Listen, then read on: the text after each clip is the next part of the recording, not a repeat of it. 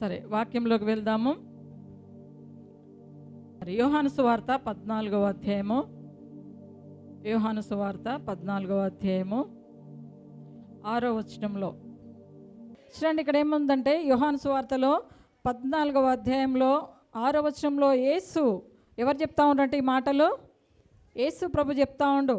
ఆయన సృష్టికర్త, దేవాది దేవుడు, మన కొరకు ఈ లోకానికి వచ్చి మనం నశించిపోకుండా తన నిత్య జీవాన్ని ఇవ్వడానికి వచ్చిన రక్షకుడు ఆయన. యేసు అంటే ఎవరు? రక్షకుడు. క్రీస్తు అంటే అభిషిక్తుడు. హల్లెలూయా.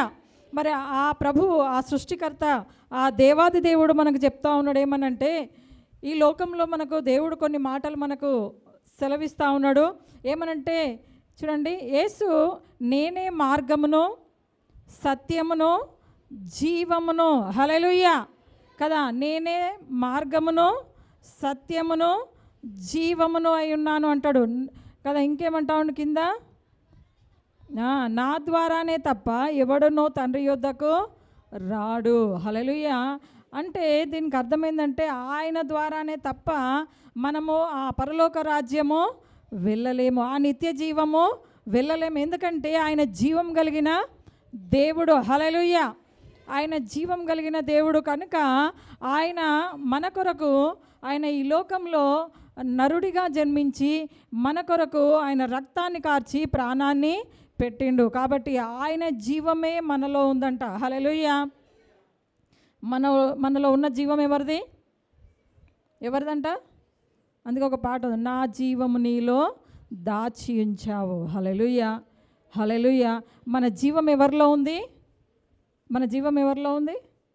యేసుక్రీస్తులో ఉంది. హల్లెలూయా కదా. ఆయన పరిశుద్ధాత్మ మనలో ఉంది, మన జీవము ఆయనలో ఉంది. కాబట్టి ఈ లోకంలో కొన్ని మనల్ని వెంబడిస్తూ ఉంటాయి కానీ కొన్ని బలహీనతలు మనల్ని శోధిస్తున్నప్పుడు మనం ఎట్లుండాలంట? యోహాను సువార్త చూద్దాం. యోహాను సువార్త 4వ అధ్యాయం 11వ వచనం చూడండి. హల్లెలూయా. ఎక్కడొక స్త్రీని చూస్తూ ఉన్నాము. యేసుప్రభు ఈ లోకంలో ఉన్నప్పుడు అన్ని ప్రాంతాలు సంచరిస్తున్నప్పుడు సమరయ పట్టణంకి వచ్చినప్పుడు అక్కడ ఒక స్త్రీని దేవుడు చూస్తూ ఉన్నాడు. ఏమనంటే చూసి ఆమె ఎవరంట? సమరయురాలు కదా. ఆమె ఆ స్త్రీ కదా. ఆమెకు దాహము కొరకు వస్తూ ఉంది. ఆ ఒక బావి దగ్గరికి వస్తూ ఉందంట. ఆ బావి దగ్గరికి ఎందుకు వస్తారు? మామూలుగా నీళ్లు చేదుకోవడానికి, దాహము తీర్చుకోవడానికి. ఎవరికైతే దాహం ఉందో వాళ్ళు ఎందుకు వెతుకుతూ ఉంటారు? నీటి కొరకు వెతుకుతూ ఉంటారు కదా. మరి ఈ స్త్రీ కూడా, ఆమెకు ఒక దాహం ఉంది కదా. ఆమె నీళ్లు ఆ కడవ తీసుకొని ఆ బావి దగ్గరకు వస్తూ ఉంది నీళ్లు చేదుకోవడానికి కదా. మరి ఇది వీళ్ళు మాత్రము, అది యూదులది బావి, యాకోబు తవ్వించిన బావి. కానీ ఈమె మాత్రము సమరయురాలు. ఈమె ఎవరు? సమరయురాలు కదా, అంటరాని వాళ్ళు. కాబట్టి ఆ స్త్రీ ఆ బావిని ముట్టుకోకూడదు. ఆ స్త్రీ ఏం చేయాలి? ఆ బావిని ముట్టుకోదు, కానీ ఆమె దాహం తీర్చబడాలి. అందుకని మధ్యాహ్న టైంలో ఎవరైనా వచ్చి నీళ్లు చేదుకుంటప్పుడు ఆమె దూరంగా నిలబడి వాళ్ళు ఇచ్చిన నీళ్ళను తీసుకొని తను వెళ్ళేది ఎప్పుడు కూడా. అయితే ఆ రోజు కూడా మధ్యాహ్న టైంలో ఆ బావి దగ్గరికి ఆమె కడవ తీసుకొని వచ్చిందంట. హల్లెలూయా. వచ్చేటప్పటికి మరి యేసుప్రభు కూడా అక్కడికి వచ్చిండు. ఎవరు వచ్చిరంట కదా. యేసుప్రభు కూడా అక్కడికి వచ్చి అడుగుతూ ఉన్నాడు. ఆమెను ఏమడుగుతా ఉన్నాడు చూడండి. ఇక్కడ పైన 7వ వచనంలో అంటుండు, నాకు దాహంనకిమ్మని ఆమెను అడిగాను. హల్లెలూయా. ఎవరిని అడుగుతూ ఉన్నారు? యేసుప్రభు ఆ స్త్రీని అడుగుతూ ఉన్నాడు. ఏమనంటే, నాకు దాహమునకు ఇమ్ము, నాకు దాహమునకు ఇమ్ము. ఈమె ఎందుకు వచ్చింది అక్కడికి? తను కూడా దాహం తీర్చుకోవడానికి, నీళ్లు చేదుకోవడానికి, నీళ్లు తీసుకెళ్ళడానికి వచ్చింది. కానీ ఎవరు అడుగుతూ ఉన్నారు? యేసుప్రభు అడుగుతూ ఉన్నాడు కదా. ఆయన చూడ్డానికి చాలా అందంగా ఉండంట. ఆయన యూదుడు కదా, ఆయన సర్వోన్నతమైన దేవుడు కనుక చాలా అందంగా ఆమె ఆయనను చూడగానే గుర్తుపట్టేసింది ఈయన యూదుడని. హల్లెలూయా. చూడండి, ఆ మాట ఆయన అనగానే ఆమె ఏమంటా ఉంది? నీవు యూదుడవై ఉన్నావు కదా కదా, నేను ఈ నీళ్ళని నీకెట్లా ఇస్తాను అని చెప్తా ఉంది కదా. అన్నప్పుడు ఆయన అంటాడు తెలుసా. అప్పుడు ఆ స్త్రీ, అయ్యా ఈ బావి లోతైనది, చేదుకోటకు ఏమీ లేదే, ఆ జీవజలము ఎలాగ దొరుకును కదా. అప్పుడు ఆ స్త్రీ అడిగినది, యేసుప్రభు అడిగినప్పుడు ఏం చెప్తా ఉందంటే, అయ్యా ఈ బావిలో కదా నీళ్లు చేదుకోవడానికి వచ్చినా నాకు బావి ముట్టుకునే అర్హత లేదు కదా, మీరైతే యూదులు కదా, మీరు ఇచ్చే నీళ్ళని మేము తీసుకోవడానికి వచ్చినా అని చెప్పినప్పుడు అప్పుడు యేసుప్రభు అంటాడు తెలుసా, అవునా సరే నేను నీళ్ళు ఇవ్వాలంటే ఏం తీసుకురమ్మంటాడు, మీ పెనిమిటిని తీసుకొని రా అంటాడు కదా. పెనిమిటిని తీసుకొని రమ్మంటే ఆమెకు పెనిమిటి ఉన్నాడా లేడా? హల్లెలూయా కదా. ఆమె పెనిమిటి తీసుకురమ్మని ఆమె ఆలోచనలో పడిపోతుంది కదా, ఎట్లా తీసుకురావాలని చెప్పి.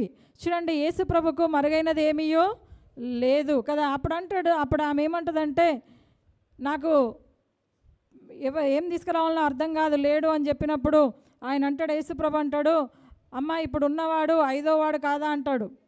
ఏమంటాడు, ఇప్పుడున్నవాడు 5వ వాడు కాదా అని చెప్పగానే ఆమె రహస్య పాపమంతా మరి బయట పెట్టినందుకు ఆమె ఏమంటుందంటే, అయ్యా నీవెవరివో కాదు కదా, నువ్వు ఆ మెస్సయ్యవే అని చెప్పేసి ఏం చేస్తుంది ఆమె, అప్పుడు ఆమె పాపంలో ఒప్పుకుంటుంది. హల్లెలూయా కదా. ఆ జీవజలము కదా, ఆయన ఏమంటాడంటే, సరే ఇప్పటి వరకు నువ్వు ఇయ్యలేవు కదా, నేను నీళ్ళు ఇస్తా, నేను ఇచ్చి నీళ్ళు తాగితే నువ్వు ఎప్పుడు కూడా దప్పిగా ఉండదు నీకు అని చెప్తా ఉంటాడు. హల్లెలూయా కదా. ఎప్పుడు దప్పిక ఉండదని చెప్పినప్పుడు ఆమెకు సంతోషం అనిపించింది. ఎందుకంటే ప్రతిదినమో ఈ ప్రయాసం అంతా ఎందుకు అని చెప్పి ఆమె ఆలోచన చేసుకొని, సరే అయ్యా మీరిచ్చే నీళ్ళు నాకు కావాలి అని చెప్తా ఉంటుంది కదా. అప్పుడు అంటాడు తెలుసా 14వ వచనంలో, ఈ నీళ్లు త్రాగు ప్రతివాడును మరల దప్పిగను, నేను ఇచ్చి నీళ్లు తాగువాడు ఎప్పుడు దప్పిగొనడు, నేను వానికిచ్చి నీళ్లు నిత్య జీవమునకై బావిలో ఊరడి నీటి బుగ్గలాగుండును ఆమెతో చెప్పాను. హల్లెలూయా కదా. నేను ఇచ్చి నీళ్ళు ఎట్లుంటాయంట, ఊరేడి బావిలో ఊరేడి నీటి బుగ్గలాగుంటాయి. నీటి బుగ్గ ఎప్పుడైనా ఆగిపోతుందా, అది ఎప్పుడు ఊరుతూనే ఉంటుందంట కదా. ఆ బావిలలో మామూలుగా వస్తూ ఉంటాయి నీటి బుగ్గలు, అవి ఎప్పుడు ఆ నీటి ఊట ఉంటూనే ఉంటుంది. ఇంకా అది ఎన్ని ఎకరాలు పొలము పండించినా మరి ఎంత నీళ్లు వాడుకున్నా కూడా అక్కడ తగ్గేదే ఉండదంట. హల్లెలూయా చూడండి, నేను ఇచ్చి నీళ్ళు ఆ నీటి బుగ్గ నా దగ్గర ఉంది అని చెప్తా ఉంటాడు ఆయన. హల్లెలూయా కదా. మీరు ఎప్పుడు కూడా ఆ నీరు తాగినప్పుడు మరి దాహం మళ్ళీ కలగదని చెప్తా ఉంటాడు. ఎందుకంటే ఆ నీటి బుగ్గలో ఏముందంట, జీవం ఉంది. హల్లెలూయా ఆ జీవము గలది అంటా ఉండు. ఇక్కడ ఏమంటా ఉండు, నిత్య జీవమునకై దానిలో ఊరడి నీటి బుగ్గగా ఉండునని ఆమెతో చెప్పాను. హల్లెలూయా హల్లెలూయా. ఆమె ఆ బావి దగ్గరికి ఎందుకు వచ్చింది, మామూలు నీళ్ళ కొరకు వచ్చింది కదా. శరీర సంబంధమైన దాహం తీర్చుకునే ఆ నీళ్ళ కొరకు ఆమె వచ్చింది. కానీ ఇక్కడ ఈయనేమంటా ఉండు, జీవజలమును ఇస్తా అంటుండు. హల్లెలూయా హల్లెలూయా.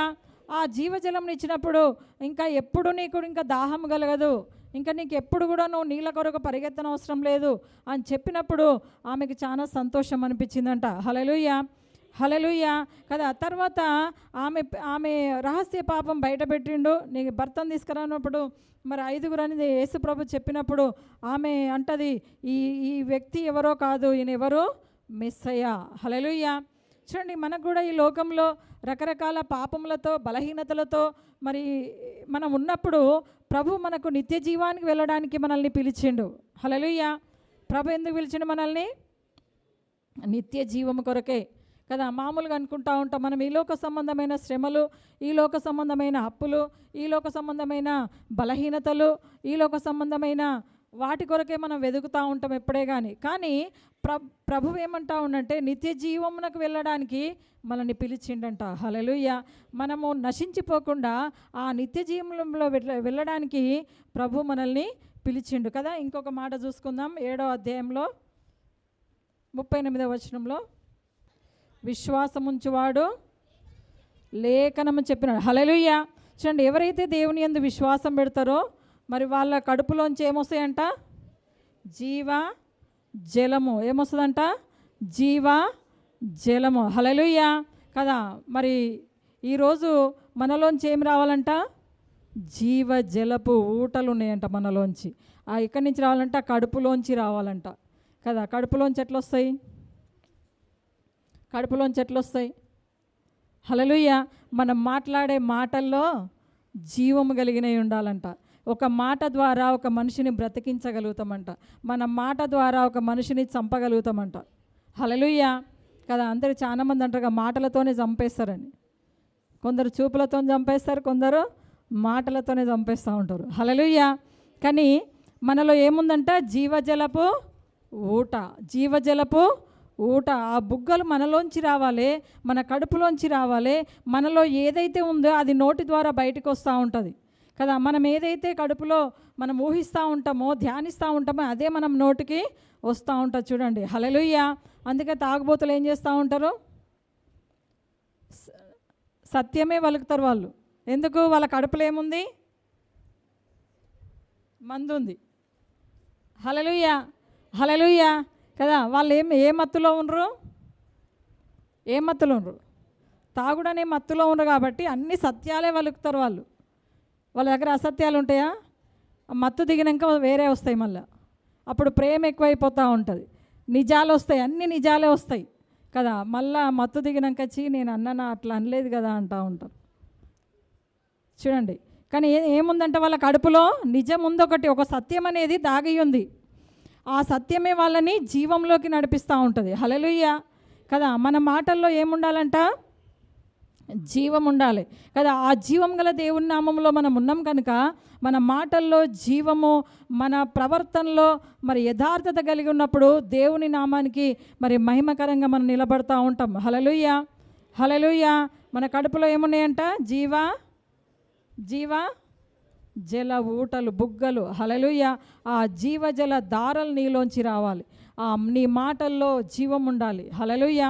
అప్పుడు దేవుడు మీ జీవితంలో గొప్ప కార్యాలు జరిగిస్తూ ఉంటాడు. చూడండి, మరి సామెతల గ్రంథంలో చెప్తూ ఉంటాడు, నన్ను కనుగొనువాడు జీవమును కనుగొనును అంటాడు.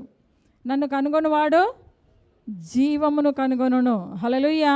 కాబట్టి మనం ఎప్పుడైతే దేవుణ్ణి కనుగొంటూ ఉంటామో, మనం ఎప్పుడైతే యేసు ప్రభువును వెంబడిస్తూ ఉంటామో, ఎప్పుడైతే మన శ్రమలలో దేవుణ్ణి మనం వెతకాలంట కదా, ఎప్పుడైతే వెతుకుతామో మనకు జీవం కలుగుతూ ఉంటుంది కదా. చూడండి, మరి మార్తా, మరియా, లాజరు చనిపోయినాక ఆమె వాళ్ళు ఎవరిని దగ్గరికి వచ్చిర్రు?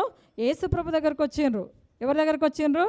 యేసు ప్రభు దగ్గరికి వచ్చి, అయ్యా నా తమ్ముడు చనిపోయిండు కదా, మరి ఆయన రావడానికి లేట్ అయిపోయింది కదా, ఆయన రాకముందే మరి ఆయన చనిపోయిండు, ఆ సమాధిలో కూడా పెట్టబడడం జరిగింది కదా. ఆ సమాధిలో పెట్టి 3 దినములు అయింది. 3 దినములు అయినాక అప్పుడు యేసు ప్రభు వచ్చిండు. వెంటనే రాలే. ఎప్పుడు వచ్చిండు ఆయన? అయిపోయినాక వచ్చిండా లేదా కదా. ముందు ప్రాణం ఉండంగానే చెప్తే అయిపోయినాక వచ్చిండు. వచ్చినాక అంటాడు, అయ్యా అంతా అయిపోయింది కదా, నా తమ్ముడు లేడు, చనిపోయిండు, ఇంకా ఆయన లేవడని వాళ్ళు నమ్ముతూ ఉండరు కదా. మరి యేసుప్రభు ఎవరంట? జీవం ఇచ్చేవాడు కదా. నువ్వు నమ్మిన ఏళ్ళని దేవుని కార్యం నువ్వు చూస్తావని చెప్పిండు. మరి ఆ రాయిని తొర్లించమని చెప్తా ఉండు. హల్లెలూయా. రాయిని తొర్లించమన్నప్పుడు ఆమె ఏమంటుంది తెలుసా? అయ్యా మరి 3 దినములు అయింది, ఏముంటుంది అక్కడ? అంతా ఏమవుతుంది? బాడీ అంత స్మెల్ వస్తూ ఉంటుంది. 3 దినముల తర్వాత మీరు వచ్చిండ్రు, అయ్యా ముందు వస్తే బాగుండేది, నా తమ్ముడు బ్రతుకునేమో. చూడండి, వాళ్ళు ఏం చూస్తూ ఉన్నారు?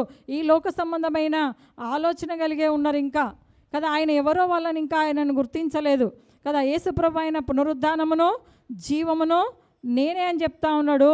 అప్పుడు అంటాడు తెలుసా, రాయి తొర్లించమనగానే ఎప్పుడైతే యేసుప్రభు ఆ రాయి తొర్లించినాక లాజరు బయటికి రా అన్నప్పుడు ఏమైందంట? అక్కడ లాజరు బయటకు వచ్చిండా లేదా? ఆ ప్రేత వస్త్రములన్నీ కూడా తీసేసుకొని ఆయన మంచిగా బయటికి సజీవుడై వచ్చిండంట. హల్లెలూయా కదా. అయిన మాటలోంచి ఆ జీవము ఆయనలోకి పోయి అక్కడ ఏం కలిగిందంట? సజీవుడయ్యిండు. హల్లెలూయా. ఆ జీవం ఎప్పుడైతే వెళ్ళిపోయిందో కదా, వెంటనే ఆయన సజీవుడై తిరిగి మరి యేసు ప్రభు ఆ స్వరం విని లేచొచ్చిండంట.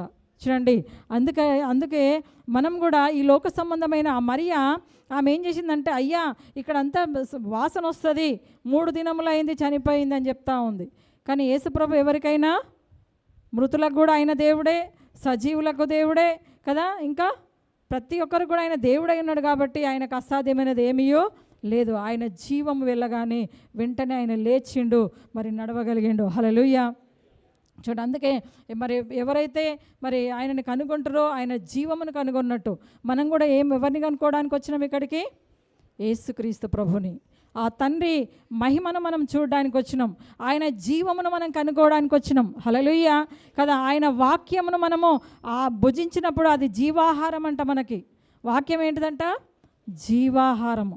ప్రతి ఆదివారం కూడా ఆయన వాక్యమును మనం భుజించడానికి, మరి ఆ నిత్య జీవం మనం వెళ్ళడానికి ఆయన సిద్ధపడతాం. అందుకే మార్గం ఆయనే. మన నిత్య జీవం వెళ్ళాలంటే కూడా మార్గం ఆయనే. అందుకే ప్రతి పరిశుద్ధ దినంలో ప్రభు సన్నిధిలో మనం ఆరాధించడానికి, ఆ నిత్య జీవం పొందడానికి, ఆయన మార్గంలో మనల్ని నడవడానికి, ఈ లోక సంబంధమైన శ్రమల నుంచి విడిపించడానికి, ప్రభుతో మనం ఉండడానికి ప్రతి ఆదివారం కూడా, ప్రతి నిత్యం కూడా ఆ జీవమైన వాక్యం మనం వినాలే, ధ్యానించాలంట. అందుకే అంటారు వాక్యము నిత్యము మనల్ని బ్రతికిస్తుందంట. హల్లెలూయా. వాక్యం ఏం చేస్తుందంట? బ్రతికిస్తుంది. అందుకే నిత్యము మనము ఆ తండ్రిని మనం వెంబడిస్తూ ఆ వాక్యాన్ని మనము ధ్యానించినప్పుడు మనం జీవాన్ని కనుగొన్నట్టు. మనం జీవం ఎక్కడ దొరుకుతుందని వెతకాలి కదా. చాలామంది హాస్పిటల్లో ఎంతో ఖర్చు పెట్టి, మరి నిన్నటి దినం కూడా ఒక బ్రదర్ మన దగ్గరికి వస్తూ ఉండే, కుమార్ అని, మీకు ఎంతమంది చూసినరో లేదో, ఒక బాబు కుమారాన్ని ఫిడ్స్ వస్తూ ఉండే అక్కడ కూర్చుంటూ ఉండే, తెలుసా మీకు? ఎంతమంది తెలుసు కదా. మరి ఆ బాబు మరి నిన్న సడన్గా మరి చనిపోవడం అయింది. ఎందుకంటే మరి తనకు ఫిడ్స్ వస్తూ ఉండే, మరి ఏమైందో హాస్పిటల్ తీసుకెళ్ళిరంట. మరి లోపల అవయవాలన్నీ ఖరాబ్ అయినాయి అని చెప్పారు డాక్టర్స్. మరి తన బాడీ మరి ట్రీట్మెంట్కు సహకరించలేదంట. మరి నిన్నటి దినం చనిపోవడం జరిగింది. చాలా బాధాకరం. యవ్వనస్తుడు, కనీసం ఒక 25-26 ఏళ్ళు ఉన్నాయో ఏమో. అదే వయసులో ఏమైంది?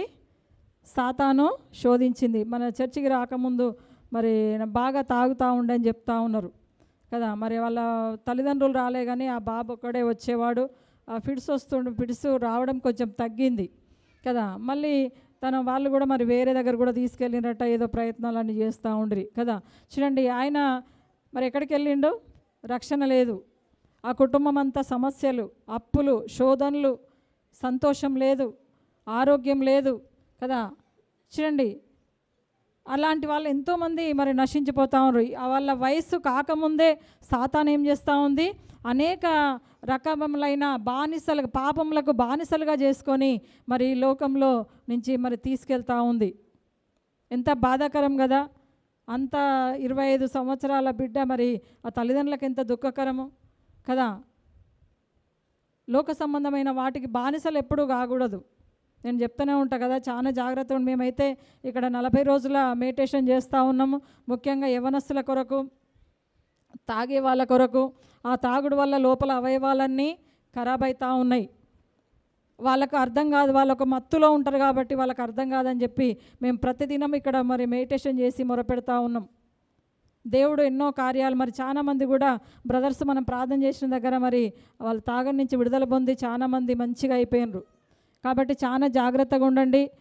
ఈ లోక సంబంధమైన మత్తులలో ఉండకుండా, పాపంలో పడిపోకుండా, దేనికి బానిసలు కాకుండా మనం జీవమైన మార్గంలో మనం ఉన్నాం.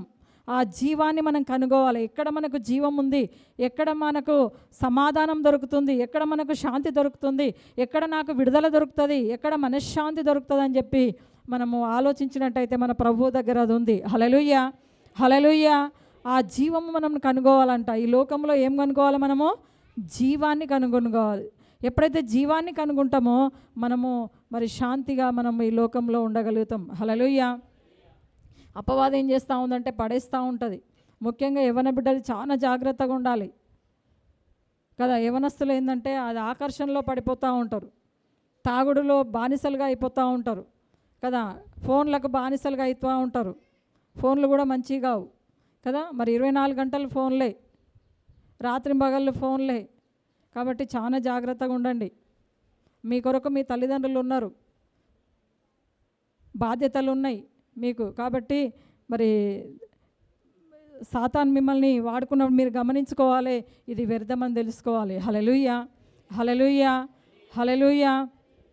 కాబట్టి లోక సంబంధమైన వాటి నుంచి మనం విడుదల పొందాలంటే యేసు ప్రభు దగ్గరనే మనకు అది సాధ్యమవుతుంది. ఇంకెక్కడి పోయినా అది సాధ్యంగా దాని నుంచి విడుదల పొందలేం. హల్లెలూయా. కాబట్టి మరి మనం ఏం చేయాలి? ఎవరిని కనుగోవాలంట? ఈ లోకంలో జీవము, నన్ను కనుగొనివాడు జీవమును కనుగొనును ప్రభువు చెప్తా ఉన్నాడు కదా. మనం జీవమును కనుగోవాలి. చూడండి, ఇర్మియా గ్రంథంలో ఒక మాట చూసుకుందాం. 2వ అధ్యాయంలో 13వ వచనంలో ఏముందా? ఇర్మియాతో దేవుడు మాట్లాడుతూ ఉన్నాడు. ఏమనంటే, యెహోవా వాక్కు సెలవిస్తూ ఉంది ఏమనంటే, నా జనులు 2 నేరములు చేసి ఉన్నారు. హల్లెలూయా, హల్లెలూయా. ఆ ప్రభు ప్రేమతో చెప్తా ఉన్నాడు, నా జనులు అంటా ఉండు. ఎవరి జనులు అంట? మనం అందరము ఆయన జనులము, ఆయన బిడ్డలము, ఆయన స్వకీయ సంపాద్యమైన మన గురించి ప్రభు చెప్తాం. నా జనులు 2 నేరములు చేసి ఉన్నారు. హల్లెలూయా. ఏం చేస్తూ ఉన్నారంట? మనం ఏం చేస్తూ ఉన్నామంట? 2 నేరములు చేస్తూ ఉన్నారంట. ఒకటేందంటే జీవజల ఊట అయిన నన్ను విడిచి ఉన్నారు కదా. ఒకటేందంట? జీవజలపు ఊట అయిన నన్ను విడిచి ఉన్నారు. ఎవరంట? యేసు ప్రభు జీవజలపు ఊట కదా. ఆ ఊటను విడిచిపెట్టినరు. ఆ ఊటను విడిచిపెడితే ఇంకా మిగతా జీవితం అంతా ఎట్లుంటుంది? ఎడారే, ఎండమాములే. ఇంకా ఎడారిలో నీళ్ళు ఉంటాయా కదా? ఊట లేకపోతే నీళ్ళు ఉంటాయా? కాబట్టి నీళ్ళున్న దగ్గర ఏముంటుంది? మంచి సస్యశ్యామలం ఉంటుంది, పచ్చదనం ఉంటుంది కదా. మరి ఫలములు ఉంటాయి, ధాన్యం ఉంటుంది కదా, ఫలాలు ఉంటాయి. సమస్తము నీటి ఊట ఉంటేనే కదా అవి దొరుకుతూ ఉంటాయి. హల్లెలూయా. కాబట్టి ఊట లేకపోతే వస్తాయి అవన్నీ. కాబట్టి ఏం చేస్తారంట జనములు? 2 నేరములు. ఒకటి ఏంటిదంట? జీవజలపు ఊట. మొదటిది ఏంటిదంట? జీవజలపు ఊటనే నన్ను విడిచి ఉన్నారు. ప్రభు చెప్తా ఉన్నాడు. ఎవరిని విడిచినట? జీవజలపు ఊట. ఈరోజు మీతో దేవుడు మాట్లాడుతూ ఉన్నాడు. ఒకవేళ ఆ జీవజలపు ఊటనైనా ప్రభువుని మీరు ఏదైనా మరి తను వెంబడించకుండా, తనని ఆరాధించకుండా, తనని కనుగొనకుండా ఉన్నారేమో, ఈ రోజు నుంచి దేవుణ్ణి అడగండి. జీవజలపు ఊటనైనా ఆయనను విడిచిపెట్టకుండా ఆయన మార్గంలో మీరు ఉండండి. ఆయన మార్గంలో, ఆయన సత్యంలో, ఆయన జీవంలో ఉన్నప్పుడు దేవుడు కార్యాలు జరిగిస్తూ ఉంటాడు. కాబట్టి ఆ జీవం మనకు రావాలంటే ఆ ఊట దగ్గరికి రావాలి మీరు. హల్లెలూయా. ఆ శక్తి మీకు రావాలంటే ఆ ఊట దగ్గరికి మీరు రావాలి కదా. మీరు బహుగా ఫలించాలంటే మీరు ఆ ఊట దగ్గరికి రావాలి కదా. మీరు అనేక మరి సమాధానం కలిగి ఉండాలంటే ఆ ఊట దగ్గరికి మీరు రావాలి. మీకు ఆరోగ్యం ఉండాలంటే ఆ ఊట దగ్గరికి రావాలి. హల్లెలూయా, హల్లెలూయా కదా. ఇంకొకటి ఏంటంటే అనగా తమ కొరకు తొట్లను అనగా బద్దలైన నీళ్లు నిల్వని తొట్లను తొలిపించుకున్నారు కదా. ఒకటి జీవజల ఊట దగ్గరికి వస్తలేరని, ఇంకొకటి మీరు తొట్లను తొలిపించుకున్నారు. తొట్లు అంటే ఏంటి? నీళ్లు నిల్వ ఉంచుకోవడం ఉండేటివి కదా, నీళ్లు నిల్వ పోసుకునేది కదా. ఏంటిదంటారు అవి? తొట్లు కదా. ఇంతకుముందు ఉంటుండే అప్పుడు సిమెంటు తొట్లు ఇంత ఉంటా ఉండే. ఇప్పుడైతే అంత ట్యాంకులు కింద భూమిలో పెడతా ఉన్నారు, పైన కూడా కట్టుకుంటా ఉన్నారు. కాబట్టి అప్పుడు ఆ తొట్లు ఉండే, కానీ ప్రతి ఇంట్లో తొట్లు ఉన్నాయంట. నీళ్లు నిలవడానికి, నిల్వ ఉంచుకోవడానికి తొట్లు ఉన్నాయా లేవా కదా. ఇప్పుడు ట్యాంకర్, వాటర్ ట్యాంకు అదేదో చెప్తా ఉన్నారు, పైన పెడతా ఉన్నారు కదా. కానీ అప్పుడు చూడండి, ఆ తొట్లు ఏవి తొట్లు నిలబడినట? బద్దలైన తొట్లు అంటే పగిలిపోయిన తొట్లను తొలిపించుకుంటూ ఉంటారట. హల్లెలూయా. ఆ పగిలిపోయింది కూడా వాళ్ళకు తెలివి లేకుండా ఆ నీళ్లు తెచ్చి అందులోనే పోస్తూ ఉంటే కష్టపడి పోస్తూ ఉంటే ఏమవుతుంటాయి? వీళ్ళు కష్టపడతా ఉన్నారు, కానీ అవి ఎక్కడ పోస్తూ ఉన్నారు? మంచి తొట్టిలో పోయట్లేరు వాళ్ళు కదా. ఎక్కడ పోస్తూ ఉన్నారు? ఆ బద్దలైన తొట్టిలో వాళ్ళు పోస్తూ ఉన్నారు. అక్కడ నీళ్లు నిల్వ ఉండట్లేవు. వాళ్ళకు కావాల్సింది వాళ్ళకు తృప్తి దొరకట్లేదు కదా. ఎప్పుడైనా నిండే ఉంటుందా? అది నిండుతుందా? నిండినట్టు అనిపించదు. ఒకవేళ నిండినా మళ్ళీ దాని పని అది చేస్తూనే ఉంటుంది. చూడండి, మనిషి కూడా అదే విధమైన ఆలోచనలు కలిగి ఉన్నారు కదా. ప్రభు దగ్గరికి వచ్చినా కూడా వాళ్ళ సొంత ఆలోచనలతోనే ఉంటా ఉన్నారు, ఆ సొంత జ్ఞానంతో ఉంటా ఉన్నారు కదా. సొంత తెలివితేటలు ఉపయోగిస్తూ ఉంటారు, కష్టపడతా ఉంటారు, కానీ వాళ్ళకు సమృద్ధి లేదు కదా. ఎక్కడ కూడా ఆ సంతోషం వాళ్ళకు లేదంట. హల్లెలూయా. చాలామంది జీవితాల్లో నేను ఒక్కొక్క ఇంటికి వెళ్ళి చూసినప్పుడు చెప్తా ఉంటారంటే, వాళ్ళ కష్టాలు చెప్పినప్పుడు చాలా బాధ అనిపిస్తూ ఉంటుంది. ప్రతి ఇంట్లో ఏదో ఒక సమస్య, ఏదో ఒక బాధ, ఏదో ఇరుకులు, ఏదో ఇబ్బందులు, కష్టపడతా ఉంటారు. ఇంట్లో ఉన్న వాళ్ళందరూ కష్టపడతారు, కానీ వాళ్ళకి సమాధానం ఉండదు కదా. వాళ్ళకు సమృద్ధి ఉండదు, సంతోషం ఉండదు. హల్లెలూయా. ఎందుకంటే వాళ్ళు ఎక్కడ పోస్తూ ఉన్నారు? వాళ్ళ దగ్గర ఏం తొట్టుంది? హల్లెలూయా. మిమ్మల్ని మీరు పరీక్షించుకోండి కదా. మీరు ఎండ్ల పోస్తూ ఉన్నారు, మీ కష్టార్జితం ఎక్కడ పెడతా ఉన్నారు కదా. మీరు ఆ దేవుని యొక్క మరి పరిశుద్ధాత్మను పొందుకొని ఆయన చిత్తానుసారం జీవిస్తుండ్రా, ఆయన మార్గంలో ఉంటుండ్రా, ఆయన సత్యంలో ఉంటుండ్రా? మీరు ఒకసారి ప్రభు దగ్గర పరీక్షించుకోవాలంట. ప్రతి దినము మనల్ని మనం పరీక్షించుకోవాలి. ఎందుకంటే ప్రభు మన కొరకు ఆయన జీవాన్ని, ఆయన రక్తాన్ని, ఆయన ప్రాణాన్ని మన కొరకు పెట్టిన ప్రభువును మనం మర్చిపోవడానికి వీల్లేదు. ప్రతినిత్యం కూడా మనకున్న సమస్యలు చూసి చింత చేయడానికి వీల్లేదు. ఎందుకంటే ఆయన ఉన్నాడు మన కొరకు, ఆయన రక్షించేవాడు, ఆయన జీవజలపు ఊట. ఆయన దగ్గరికి రావాలనేది మనము గమనించుకోవాలి. ప్రతిదినం మనము ఆయన నామాన్ని మనం మహిమపరుస్తూ ఉండాలి కదా. ఆయన వాక్యం విన్నప్పుడు అది వాక్యం ఎక్కడికి పోతుందంట కదా, విభజించినంత మట్టుకు ఎక్కడికి దూరుతుందంట, మూలుగులోకి పోతుందంట. హల్లెలూయా కదా. ప్రాణాత్మ కీళ్లను మూలుగులోకి చొచ్చుకొని పోతుందంట అది. హల్లెలూయా, హల్లెలూయా. ఎంత జీవం ఉందో చూడండి వాక్యంలో, ఎంత శక్తి ఉందో చూడండి వాక్యంలో. ఎందుకంటే వాక్యమే దేవుడు, వాక్యమే శరీరధారిగా ఈ లోకానికి వచ్చిండు కనుక ఇప్పుడు మన మధ్య యేసు ప్రభునాడు. వాక్యం ఉందా? వాక్యం ఉంది. హల్లెలూయా కదా. ఆ వాక్యం మనలో ఉంది, ఆ వాక్యము జీవములోకి తీసుకెళ్తా ఉంది. ఆ వాక్యం మనలో ఉన్నప్పుడు జీవజల ఊటలు నీలోంచి వస్తూ ఉంటాయి. హల్లెలూయా.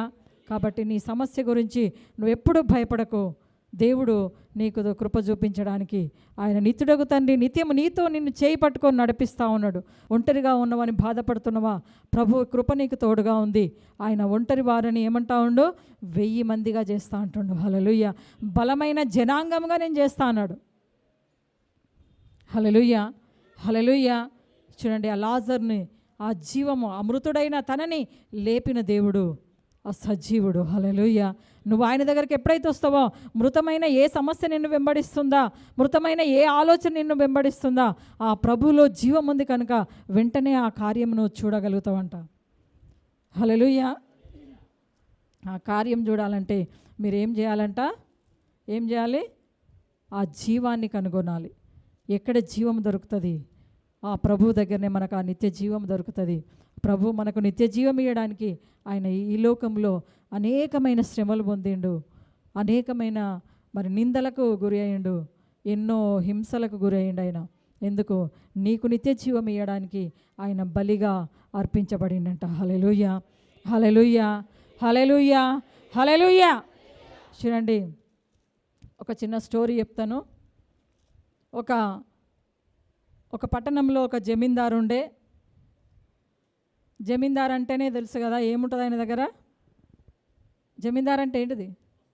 చాలా భూస్వామి భూమి. జమీందార్ అంటే ఇక వాళ్ళకి లేనిదనే లేదు. అన్ని రకాల ఐశ్వర్యము, ధనము, సంపద అన్ని రకాలు ఉన్న వాళ్ళు జమీందారులు అంటారు. ఊర్లలో అప్పటి పట్టణాలలో ఉండేవాళ్ళు. ఇప్పుడు ఎవరు లేదు జమీందారులు. ఇప్పుడు అందరు జమీందారులే అయ్యారు. ఎవరింటికి వాళ్ళే జమీందారు. ఇప్పుడు నేను వాళ్ళే చెప్తింటామా అని. అప్పుడేం జమీందారు వస్తుండంటే తలొంచి మర్యాదతోని నమస్కారం చేసి పక్కనే ఉండేవారు. కానీ ఇప్పుడు ఏం చేస్తుర్రు? నేనే జమీందారుని అంటారు అందరూ. హల్లెలూయా కదా. ఆ టైంలో మరి ఆ పట్టణంలో ఒక జమీందారు ఉండే. ఆయనకు ఏ కొదువ లేదంట. ఆయనకు ఏ కొదువ లేదు. ఆయన ఒంటరిగా ఆయనకు ఒక ఆలోచన వచ్చింది. నేను ఒంటరిగా ఉంటున్నా, నాకు ఒక మాట్లాడే పక్షి కావాలని ఆయన అనుకుండంట. ఏం కావాలంట? మాట్లాడే పక్షి. ఏది మాట్లాడతా? ఏ పక్షి మాట్లాడతా చెప్పండి? రామచిలుక. హల్లెలూయా కదా. రామచిలుక నాతో మాట్లాడుతుందని చెప్పి రామచిలుకని తెచ్చుకోరట. కాకిని తెచ్చుకుంటే మాట్లాడుతుందా? మాట్లాడదు. అది కావు కావు ఉంటుంది. ఈయన ఈ భాష ఉంటుందా, దాని భాష దానికి. కానీ ఏదో రామచిలుక మాట్లాడుతుందని విన్నారా మీరు కూడా? విన్నాం కదా, అందరం కూడా విన్నాం. ఆ రామచిలుక మాట్లాడుతుందని చెప్పి దాన్ని కొన్ని వేల రూపాయలు పెట్టి దాన్ని తీసుకొని వచ్చిండు. చాలామంది మరి ఈ పక్షులు ఏం చేస్తాయంటే కొన్ని తర్వీజ్ చేయబడతాయి ఉంటాయి. వాటిని తర్వీజ్ చేస్తూ ఉంటారు. పో అంటే అవేమో తీసుకొస్తాయి, ఇద్దే అంటే అది చేస్తాయి, అక్కడికి పో అంటే అట్లా ఎగురుతూ ఉంటాయి. చూడండి, ఈ జమీందారు కూడా ఆ పక్షిని తెచ్చుకున్నాడు. చాలా అల్లారు ముద్దుగా పెంచుతూ ఉండంట కదా. పక్షి తినేది పెట్టకుండా ఈయన తినేటి బలమైనవి పెడతా ఉండంట. దానికి బాదం, పిస్తాలు, ఇంకేం పెట్టిండో ఏమో కదా. అట్లా బలమైన ఆహారం ఫుడ్డును మరి దానికి పెడతా ఉంటే అది పక్షి వచ్చినప్పుడు చాలా సన్నగా ఉండే, రాను మంచిగింత లావైందంట. అది ఏమైంది? ఏం చేస్తూ ఉండి ఈయన జమీందారు? బాగా బలమైనవి పెడతా ఉండు. నాది నా ప్రేమతోని పెడుతున్నా అని చెప్పి ప్రేమతోని పెట్టిండు. ప్రేమతోని రోజు దానికి లేవగానే ఏం చేయాలా దాని ఆలోచనే బాగా. ఇది చిన్నదేమో ఇంకా పెద్దగా ఇంకా మాట్లాడుతుందేమో నాతోని, అది మాటలేదేం లేదు, తింటుంది కూర్చుంటుంది, దాని పని అది దాని సపర్యలు అన్నీ చేస్తూ ఉండు. లేవగానే అన్నీ చేస్తూ ఉండు, దానికి ఏమో చేయాలి కదా, అవన్నీ చేస్తూ ఉండు కానీ అది మాట్లాడతలేదు, ఎగురుతలేదంట. ఏం చేస్తలేదు, అది పలుకుతుందేమో అంటే పలుకుతలేదు, ఎగురుతలేదు. ఏమైంది దీనికి, దీనికి ఏమో రోగం వచ్చిందేమో అని చెప్పి ఏం చేశారట, ఇంకా వేరే వాళ్ళు ఉంటారు కదా, వాళ్ళని తీసుకొచ్చి నా పక్షికి ఏమో అయింది మీరు రాండి చూడండి అంటే ఆయన వచ్చి వాళ్ళ పద్ధతి ప్రకారంగా ఏదో చేసిపోయినా మళ్ళీ అది ఏది కథలో కూడా మెదలలేదంట. మళ్ళీ ఇంకో గారిని తీసుకొచ్చుకుండట, అట్లనే చేస్తూ ఉండంట. మళ్ళీ డాక్టర్ని కూడా తీసుకొచ్చిండంట. ఇది ఎందుకో కదులుతలేదు, దీనికి ఏమన్నా రోగమా అసలు అర్థమవుతలేదు, చూడడానికి బాగుందని నేను తెచ్చుకున్నా, కొన్ని వేల రూపాయలు ఖర్చు పెడుతున్నా దీనికి, కానీ అది ఏం చేస్తలేదు, ఎగరట్లేదు కదా. రెక్కలు ఉన్నాయి, చూడడానికి చిలుకనే, కానీ ఏం చేయట్లేదు, ఎగరట్లేదు, పలకట్లేదు, దాని లక్షణాన్నే మర్చిపోతూ ఉంది, అది ఏమైందో అర్థం కావట్లేదు అని చెప్పి ఆయనకు భయమై ఏం చేసిండంట, ఇట్లా అందరిని తీసుకొచ్చి చూపిస్తూ ఉండు అందరు వచ్చిపోతూ ఉంటే ఒక సామాన్య మనిషి వచ్చిండంట. ఒక సామాన్యుడు అంటే అడవిలో పనులు చేస్తారు కదా, వీళ్ళ ఇంటికి ఎందుకు అందరు వచ్చిపోతూ ఉండ్రు, జమీందారు ఇంటికి ఏమైంది అసలు, జమీందార్కి ఏమన్నా అయిందా, ఇంకేమన్నా ఉందా, అసలు లోపల నుంచి అందరు పోయి ఏమేమో చేసి వస్తూ ఉండ్రు, ఏం జరుగుతుంది అక్కడ అని చెప్పి ఆయన ఏం చేసిండంట, అయ్యా నిన్ను ఒక మాట అడుగుతా, ఏమనుకోవు కదా అంటే చెప్పు ఏమనుకోనంటే, అప్పుడు ఆయన అన్నాడంట, ఇగో మీ ఇంట్లో ఏముంది అసలు, అందరు వచ్చిపోతూ ఉండ్రు, ఏముంది అసలు, ఏం జరుగుతుంది, ఎందుకు వాళ్ళందరూ వస్తాను అంటే ఆయన చెప్పిండట, అయ్యా ఏం లేదు కానీ నువ్వు కూడా లోపలికి రా ఒకసారి చూద్దు అని చెప్పిండంట. ఆ వ్యక్తిని లోపలికి తీసుకెళ్ళి చూపించిండంట. ఇగో నేను ఎంతో ప్రేమతోని ఇగో ఈ చిలుకను పెంచుకుంటున్నా, నా ప్రాణానికి ప్రాణం, నా ప్రాణము ఆ చిలుకలనే ఉంది. చిలుకలు ఎవరి ప్రాణం ఉంటుంది, హల్లెలూయా కదా. అట్లా ఈయన కూడా ఆయన ఆ ప్రాణం అంతా ఆ చిలుక మీద పెట్టుకొని నా ప్రాణం అక్కడ ఉందయ్యా అని మీరు మరి అందరు వచ్చి చూసిపోతూ ఉన్నారు. డాక్టర్ని తీసుకొచ్చినా, ఇంకోరిని తీసుకొచ్చినా, కానీ ఎవ్వరు కూడా దాన్ని ఏం చేయలేకపోతూ ఉన్నారు. ఏమైందో నాకు అర్థమవుతలేదు, నాకు బాధ అవుతుంది, ఎంత మరి సేవ చేస్తున్నా, నేను ఎంత డబ్బులు ఖర్చు పెట్టినా నాకేదో తోడుంటుంది అనుకున్నా, నాకు మాట్లాడుతుంది అనుకున్నా అని చెప్పి పాపము ఆ వ్యక్తి ఆ బాధపడడం చూసి ఆయన ఆ మనిషి అనుకుండట, నవ్వుకుండంట, వీడు ఎంత పిచ్చోడు అసలు అని. హల్లెలూయా, నవ్వుకుండంట. ఎందుకు నవ్వుతున్నావు నువ్వు అనేసి ఆయన కోపం తెచ్చుకున్నంట. ఏం లేదులే నేను చెప్పినట్టు విను అన్నాడంట. సరే చెప్పు అని చెప్పినప్పుడు ఏమంట, సరే నువ్వు వెళ్ళి లోపలికి వెళ్ళి గొడ్డలు పట్టుకరా అని చెప్పిండంట. అనగా నేను భయపడినంట, నా చిలుకని చంపుతావా ఏంటి, అసలు నువ్వు గొడ్డలు తీసుకురమ్మంటున్నావు ఏందని చెప్పి ఆయన మరి అన్నప్పుడు, లేదు నువ్వు తీసుకొని రా అయ్యా నేను చెప్తా అన్నాడట. అనగానే భయపడుకుంటా ఆ గొడ్డల్ని తెచ్చి ఆయన చేతికి ఇచ్చిండంట. ఆయన ఏం చేసిండంట, వెళ్ళిండంట ఆ చిలుక దగ్గరికి వెళ్ళిండట. ఆ చిలుక దగ్గరికి వెళ్ళిన ఆ కూర్చున్న కొమ్మను కొట్టిండట ఒక దెబ్బ. ఆ కొట్టంగానే ఆ కొమ్మ ఇరిగిపోయినాక ఏమవుతుంది అప్పుడు, హల్లెలూయా, అది ఎగరడం స్టార్ట్ చేసిందంట. ఎగరడం స్టార్ట్ చేసి అంతా తిరుగుతూ ఉందంట. మరి దానికి ఒకటి నిలబడడానికి ఒకటి కావాలి కదా, మళ్ళీ ఆ కొమ్మ వెతుక్కునే ఎక్కడో నిలబడడానికి వెతికే వరకు అంతా తిరుగుతూ ఉందంట ఆ చిలుక. అప్పుడు ఆయనకు సంతోషమైందంట. హల్లెలూయా, హల్లెలూయా. కాబట్టి మరి మన జమీందారు కూడా మనకి ఏం పెడుతున్నాడు, అన్నీ తెచ్చి పెడుతుండు. కూసున్న దగ్గరికి అన్నీ ఇస్తుండా లేదా, మంచి ఆహారం. ఎవరికన్నా కరువు ఉందా ఇక్కడ, ఇంట్లో ఎన్ని బియ్యం ఉన్నాయి చెప్పండి, ఒక్కొక్కరి ఇంట్లో ఎంత ధాన్యం కూర్చుకుంటారు చెప్పండి కదా. అదేంది 6 నెలలకోసారి ఏమో వస్తాయి కదా పంట బియ్యం, అవి వస్తే ఒక క్వింటాల్ ఇట్లా లైన్గా పెడతారు. మంచిదే, దేవుడు దీవించిండు, దేవునికి వందనాలు, హల్లెలూయా. కానీ మనం ఒక లక్షణం ఉంది, మనం ఎవరమంట, ఆ సత్యస్వరూపి అనే ఆ పరిశుద్ధాత్మ మన మీదకి వచ్చినప్పుడు మనం స్వతంత్రమవుతామంట. హల్లెలూయా. ఆ పరిశుద్ధాత్మనే మర్చిపోయినాం మనం. మర్చిపోయినరా మీరు అందరు పరిశుద్ధాత్మ అందుకుంటారా చెప్పండి, ఎంతమందికి పరిశుద్ధాత్మ ఉంది ఇక్కడ, ఎవరు చేయగులు లేపలే అంటే అసలు ఏంటిదో ఎట్లుంటుందో. ఇప్పుడు ఎగరాలనా ఏంది, పరిశుద్ధాత్మ అంటే ఎగిరితే బాగుంటుందా, అసలు ఏం జరుగుతుందో ఎవరికి అర్థం కాలేదు. చూడండి, యేసు ప్రభు ఈ లోకంలో మనకు ఉన్నప్పుడు బ్యాప్టిజం తీసుకున్నప్పుడు మరి ఆయన ఆ యోర్దాన్ నదిలో బ్యాప్టిజం తీసుకున్నప్పుడు ఏమైందంట, పరిశుద్ధాత్మ ఎట్లొచ్చింది? పావురం వల్ల ఆయన మీదకి వచ్చి ఈయన నా ప్రియ కుమారుడు, ఈయన యందు నేను ఆనందిస్తున్నా అని చెప్తుంది. హల్లెలూయా కదా. మనం కూడా యేసునామమున 2వ అధ్యాయం అపొస్తలుల కార్యములు ఉంటుంది. మీరు ఎప్పుడైతే యేసుక్రీస్తు నామమున బాప్టిజం పొందుతారో అప్పుడు పరిశుద్ధాత్మ అనే వరము మీకు వస్తుందని చెప్పిండు. అంటే మీరు అందరూ యేసుక్రీస్తు నామమున బాప్టిజం పొందలేదా? మరి ఇప్పుడు పరిశుద్ధాత్మ వచ్చిందంటే ఎవరి చేతులు ఎప్పుడవుతారు? అంటే అది మీకు తెలియదు అసలు. పరిశుద్ధాత్మ వస్తే ఆ రెక్కలతో ఎగిరినంత సంతోషం మీలో ఉంటుందంట. మనకు రెక్కలు లేవు, కానీ ఆ హృదయంలో ఆ ఉత్సాహము, ఆ సంతోషం నీలో ఉండాలి కదా. ప్రభు సేవలో, ప్రభు ప్రార్థనలో, ప్రభు వాక్యంలో, ప్రభు నామములో మనం ఎట్లుండాలంట? ఆ సంతోషం పొందుకోవాలి. ఆ నిత్య జీవానికి వెళ్ళనై ఉన్న ఆ తండ్రిని దగ్గరికి మనం వెళ్తున్నామనే ఆ ఆనందం నీలో ఉండాలి. నీవు ఎప్పుడైతే ఆనందంగా ఉంటావో నీ కుటుంబం ఆనందంగా ఉంటుంది. నువ్వు ఎప్పుడైతే ఉత్సాహంగా ఉంటావో నీ కుటుంబం కూడా ఉత్సాహంగా ఉంటుందంట. హల్లెలూయా, హల్లెలూయా. కాబట్టి మనం ఎట్లా ఉండాలంట? క్రీస్తులో ఉత్సాహంగా, పరిశుద్ధాత్మ శక్తి పొందుకున్న వారిగా ఉండాలి. మన ప్రభువు కూడా మన యందు ఆనందించేలాగా మనం పరిశుద్ధాత్మలో ఉండాలంట. హల్లెలూయా, హల్లెలూయా. ఆ పరిశుద్ధాత్మ మన మీదకి వచ్చినప్పుడు మనం అవుతామంట? ఆ స్వతంత్రులం అవుతామంట. ఈ దేనికి బానిసలు కాము, దేనికి బందీలై ఉండమంట. మనని బందీలను చేస్తూ ఉంటుంది అలవాట్లు కదా, మనం బందీలుగా చేసుకుంటూ ఉంటుంది. ఏంటిదంట? శోధనలు కదా, బలహీనతలు మనల్ని బందీలుగా చేసుకుంటూ ఉంటుంది. కానీ ఈ సమరయ స్త్రీ ఒక దానికి బందీ అయి ఉండే, బానిస అయి ఉండే. ఎప్పుడైతే యేసు ప్రభు చెప్పిండో నీకు దాహంకు నేను ఇస్తున్నా, జీవజలం ఇస్తున్నా, ఇంకెప్పుడు నీకు దాహం కలగదన్నప్పుడు ఆమె ఏం చేసింది? ఆమె చేతిలో ఉన్న కుండను అక్కడ పగలగొట్టి ఆమె ఏం చేసిందంట? ఊర్లోకి వెళ్ళి పరిగెత్తి సువార్త ప్రకటించింది. ఎవరు? ఆ మెస్సయ్య వచ్చిండు. ఆయనే మెస్సయ్య, మనం ఆరాధించే దేవుడు వచ్చిండు.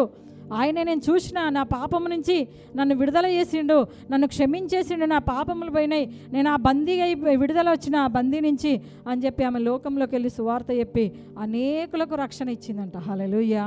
ఆ సమరయ పట్టణమంతా క్రీస్తును వెంబడించింది, ఆ పరిశుద్ధాత్మను వెంబడించినట. హల్లెలూయా.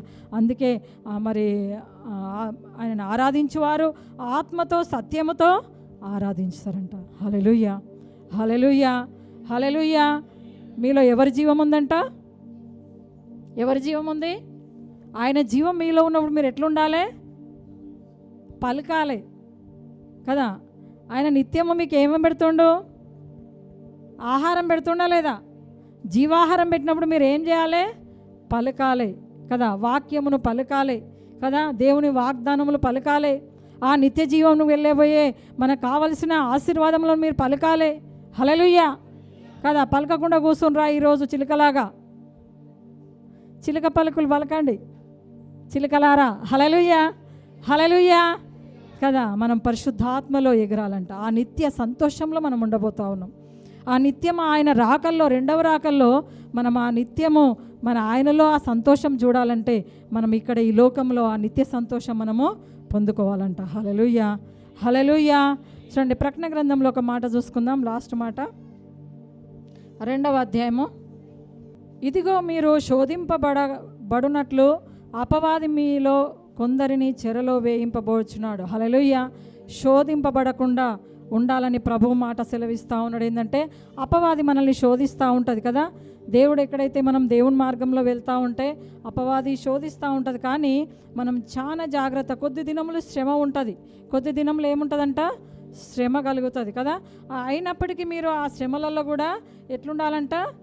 మరణం వరకు నమ్మకంగా ఉండమో నేను నీకు జీవ కిరీటం ఇచ్చేదను. హల్లెలూయా కదా. మనం ఎప్పుడైతే మరణం వరకు నమ్మకంగా ఉంటామో ఆ జీవ కిరీటం ఉంది. హల్లెలూయా. ఆ నిత్య జీవంలో మనం ఉండాలంటే ఆ జీవ కిరీటం దేవుడు మనకి ఇస్తా అంటుండు. హల్లెలూయా. ఆ నిత్య జీవంలో మనం వెళ్ళడానికి ఆ జీవ కిరీటం కొన్ని యుగ యుగములు తరతరములు మనకు ఉండాలంటే ఈ లోకంలో కొన్ని శ్రమలు వస్తాయి. శ్రమలు రావనుందా? దేవుడు నమ్మినాక అన్ని సుఖాలు సంతోషాలు ఉంటాయా? ఏముంటాయి?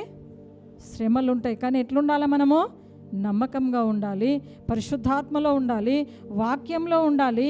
ఆ జీవమైన వాక్యం మనలో ఎప్పుడైతే మరి ఉంటుందో మనం దాన్ని జయించగలుగుతామంట. అపవాది పెట్టే శోధనల నుంచి మనం విడుదల పొందగలుగుతూ ఉంటాం. హల్లెలూయా. కాబట్టి ఆ నిత్య జీవమును మనము కనుగొనుకోవాలి కదా. నన్ను కనుగొనివాడు జీవమును కనుగొండు కదా. మీలోంచి ఏం రావాలంట? జీవజల ఊట కదా. ఆ ఊట దగ్గరికి మనం రావాలి. ఆ వచ్చినప్పుడు ఆ జీవం మనలో వచ్చి మన కుటుంబాలలో సమాధానం ఉంటుంది, మన కుటుంబాలలో జీవం ఉంటుంది, మన కుటుంబాలలో సంతోషము విడుదల యేసునామమున కలుగుతుందంట. హల్లెలూయా. కాబట్టి ప్రతి ఒక్కరం కూడా మరి మీ కుటుంబ సమస్యలు ఏదున్నా సరే, మీరు దేని గురించి అయితే ఆలోచిస్తూ ఉన్నారో మీరు చింత చేయకండి. ఎందుకంటే జీవం గల దేవుడు మనకున్నాడు. ఆయన సర్వశక్తి గల దేవుడు, ఆయనకు అసాధ్యమైనది ఏమీయో లేదంట కదా. ఇర్మియా గ్రంథంలో చెప్తా ఉంటాడు, నేను సర్వశరీరులకు దేవుడను, నాకు అసాధ్యమైనది ఏదైనా నుండునా అంటాడు. హల్లెలూయా. ఆయన ఎవరంట? సర్వశరీరులకు దేవుడు, సర్వశరీరులకు దేవుడు. ఆయనకు అసాధ్యమైనది ఏమీయో లేదు, ఆయనకు అసాధ్యమైనది ఏమీయో లేదు. హల్లెలూయా, హల్లెలూయా కదా. మీ సమస్యల నుంచి ఆయన విడిపించడానికి, మీకున్న కట్లను బంధకాల నుంచి విడిపించడానికి ఆ నిత్యుడగు తండ్రి, ఆ జీవం కలిగిన దేవుడు, ఆ జీవాధిపతి అయిన తండ్రి మనకు తోడుగా ఉన్నాడంట. హల్లెలూయా. అందుకే చెప్తా ఉంటాడు యెషయా గ్రంథంలో మరి 7వ అధ్యాయంలో చెప్తా ఉంటాడు, ఎందుకంటే ఏలయనగా మనకు శిశువు పుట్టెను, మరి ఆయన భుజముల మీద రాజ్యభారముండును, ఆయన ఆశ్చర్యకరుడు, ఆలోచనకర్త, ఇంకా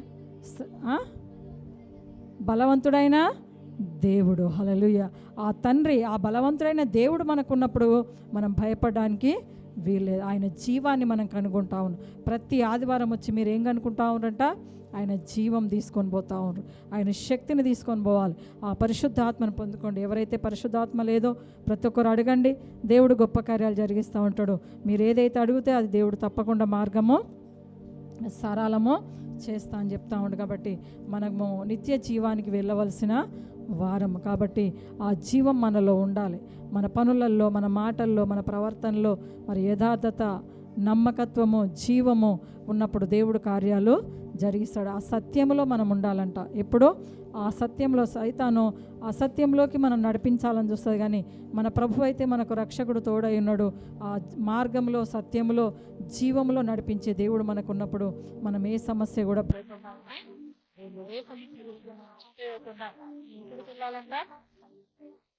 ఎక్కడికి వెళ్ళాలి? ఆ నిత్య జీవంలోకి. హల్లెలూయా.